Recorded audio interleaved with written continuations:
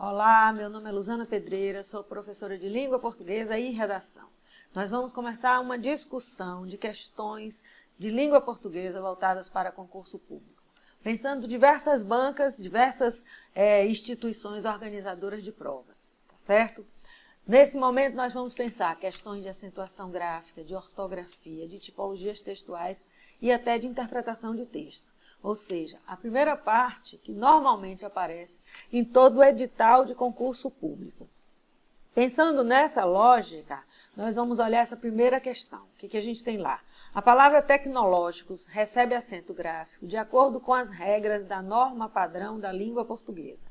Ora, ele já diz essa vírgula é da instituição, poderia não existir, não tem necessidade dela aqui, mas eu não posso mexer na vírgula colocada pela própria instituição, certo?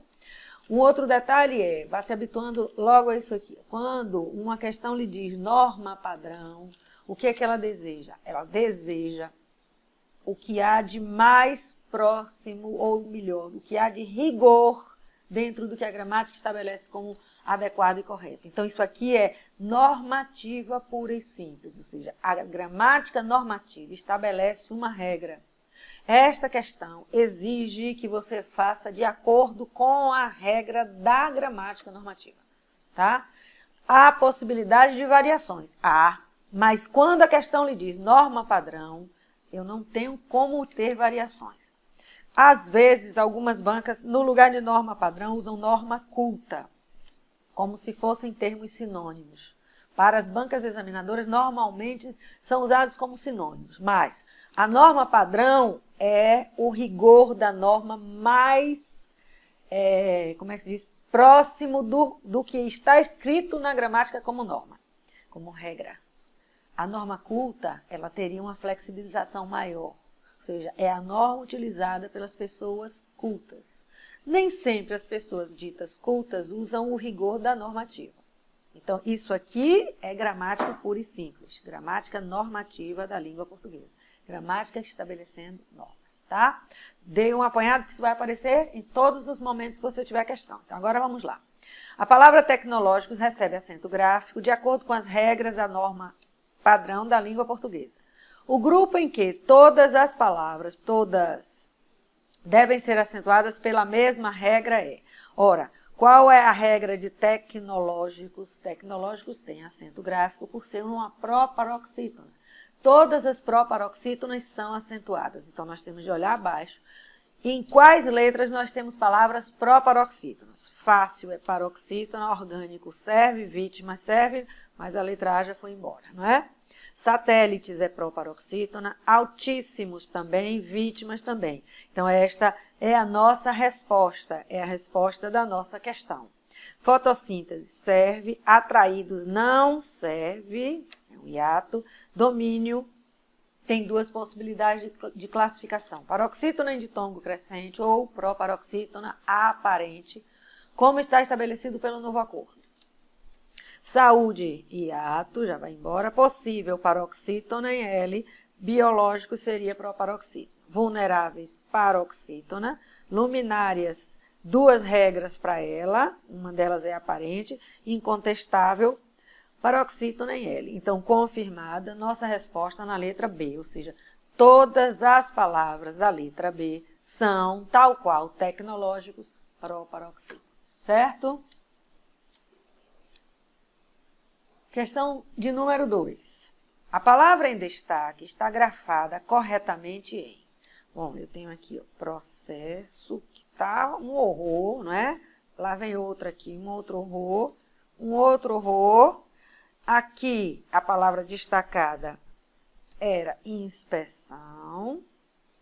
Agora, vamos lá, que está adequada, e taxa, essa taxa de juros não é essa. Então, nós temos os destaques, você já viu, eu destaquei em vermelho as palavras com grafia errada, como ele pede grafadas corretamente, estão incorretas as que eu destaquei em vermelho. O que aconteceu? Inspeção não vinha destacada, agora ela aparece, repare. Então, com prova, na hora que eu destaquei, vem exatamente agora, eu coloco para você em vermelho as palavras que eu havia destacado como erradas, grafadas corretamente. E a nossa letra adequada é a letra D. Então, inspeção é a nossa palavra corretamente grafada. Quando ele falar grafada, pode ser grafia das letras e pode ser também acentuação gráfica. As duas coisas estão aí inseridas nesse grafada corretamente. Mais uma da Cesgran-Rio. Sigamos para a terceira questão. E aí temos para a terceira questão um texto.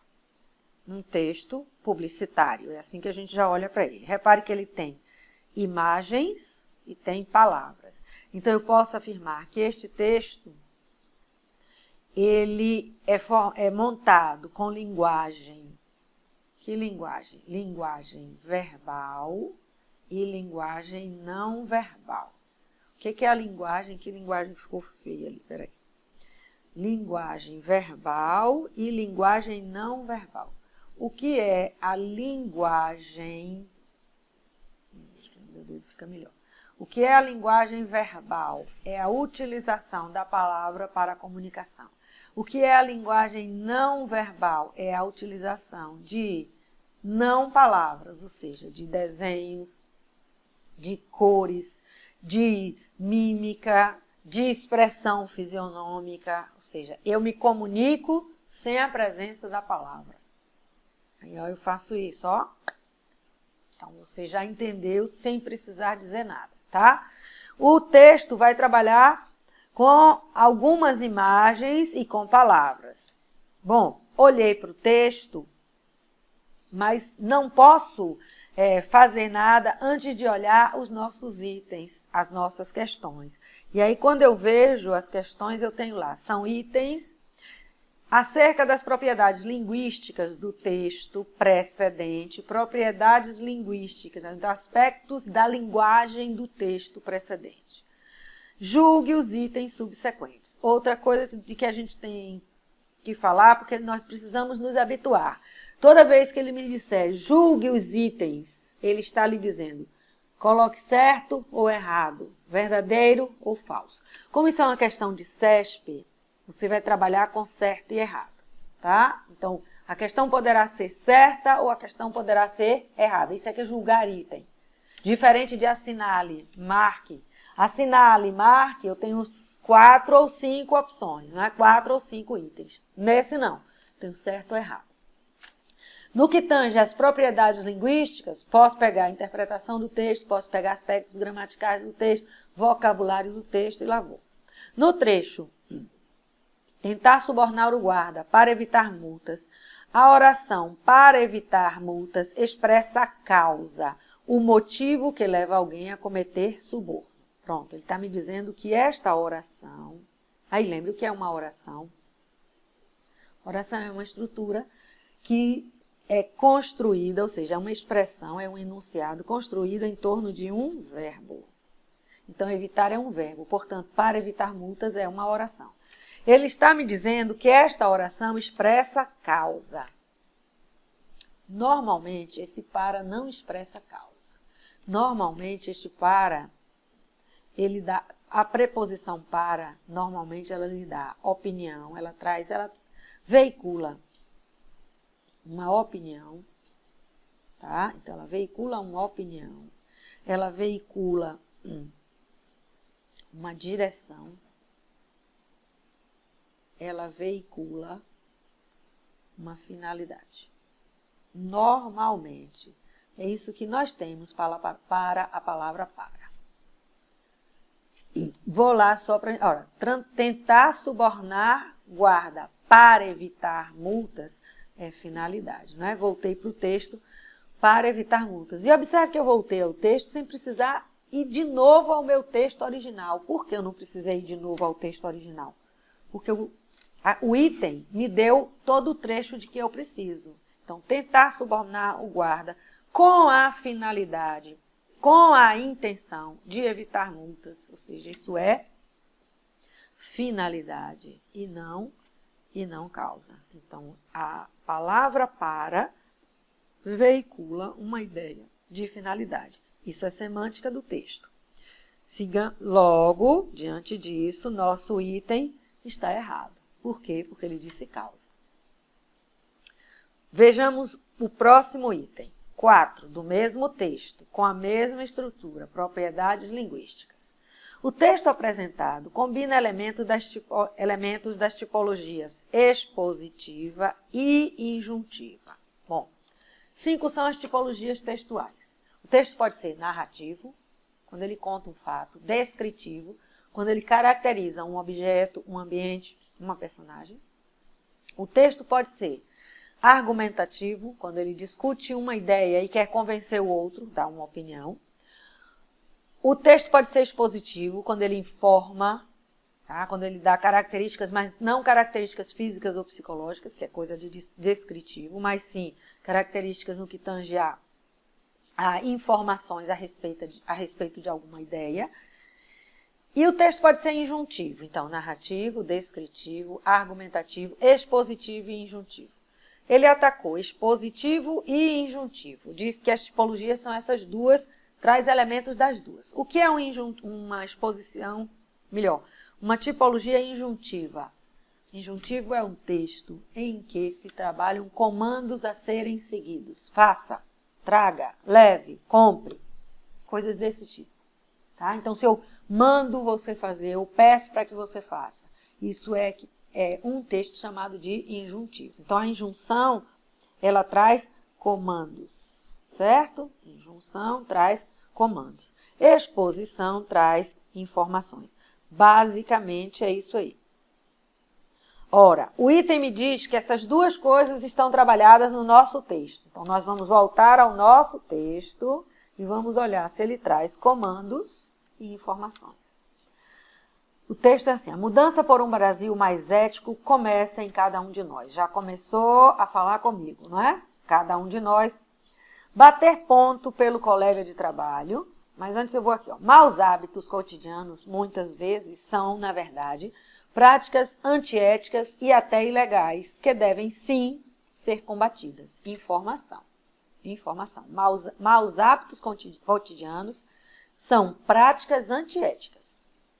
Pois bem, agora começou a injunção, ó. Diga não às corrupções, entre aspas, do dia a dia e faça, comandou de novo, sua parte na luta contra a corrupção, com a hashtag. Muito bem, aí vem aí no endereço eletrônico, pequenas corrupções, diga não. Então, está comandando você. O injuntivo, ele trabalha basicamente com duas formas verbais, imperativo e infinitivo. Ele usou as duas. Diga é imperativo, faça é imperativo. Depois ele vem com as diga de novo, ó. Aí ele vem com palavras, ó, bater ponto no lugar pelo colega. Isso é pequena corrupção. Tentar subornar o guarda para evitar multas. Mais uma. Colar na prova. Não dar nota fiscal. Furar fila. E o furar fila, então, tá grandão. Aí a gente já tem aqui até um juízo de valor. Será que ele acha que o furar fila desses aqui é um dos maiores, ou seja, maiores no que tange a quantidade? E olha de novo, faça a sua parte. Então, este texto informa e comanda. Portanto, este texto é, ao mesmo tempo, expositivo e injuntivo. E o nosso item de número 4, está correto. Tá? Então, tem exposição, tem injunção. Certo? Sigamos para mais uma questão, de número 5. Leia as frases seguintes. Em uma delas, há incorreção quanto à ortografia das palavras. Assinale-a. Então, dentre os itens abaixo, há um deles em que ele diz a incorreção quanto à grafia das palavras. Ou seja, posso ter uma palavra incorreta, duas, não importa. Uma delas traz incorreção de ortografia. De novo, chamo sua atenção. Se ele diz ortografia, pode ser acentuação gráfica e pode ser grafia das letras. Você escreveu a letra errada, escreveu o hífen errado. Botou um acento que não tem, não botou um acento. A letra A de cara me salta aos olhos, sabe por quê? O não preconceito seria bem, aqui tem que ter um hífen, ó. Bem-vindo, para que os homens tivessem mais paz no seu dia a dia. Perdeu o hífen com o decreto 6583, que é o decreto que você vai chamar de novo acordo. Então, de acordo com o novo acordo, ou seja, com o decreto 6583, dia a dia não tem mais hífen.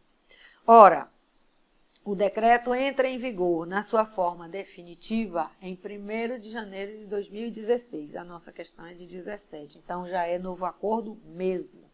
Portanto, nossa resposta está de cara na letra A. E olha que eu escrevi de novo para você aí, corretinha, né?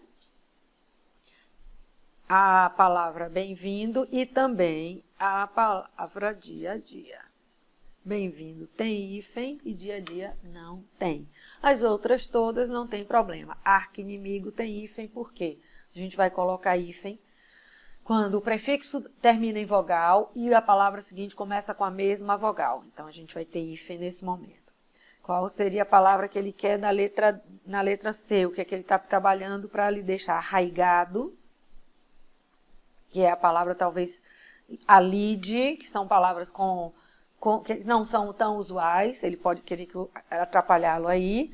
Aqui ele vem de novo, ó. Do mesmo jeito que as vogais iguais usam hífen, as consoantes iguais também usam.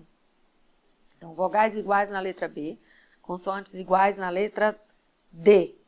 Isso quando a gente tem prefixos, hein? Prefixo termina em vogal, palavra seguinte começa com a mesma vogal.